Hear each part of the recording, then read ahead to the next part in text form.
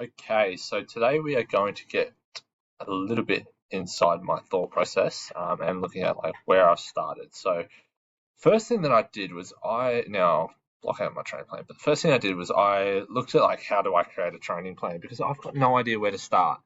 So the first thing I did is I just Googled, did some quick Googling, looked at like marathon training plans for beginners, and there were three or four that popped up as PDFs, and I had a quick peruse through. So with this first one, I looked at it. I liked that I was able to see how I'm slowly increasing my load on running, which was pretty comforting to me as I'm starting from nothing. So I found that really helpful. The Nike running guide, I actually found that it was pretty cool, but a lot of running that needed to be done.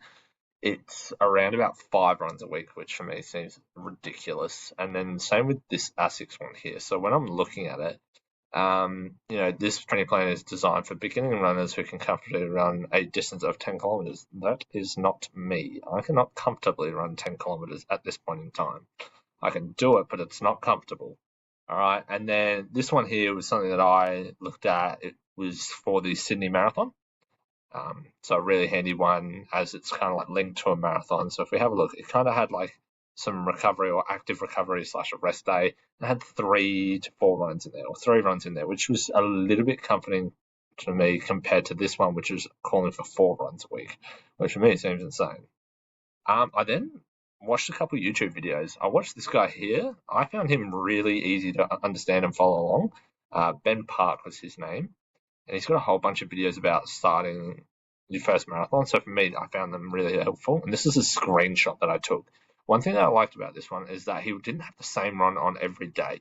For me, time management is something that I'm pretty poor with. So if I feel like I need to move things around and be flexible with it, this sort of like look of a training program would be helpful.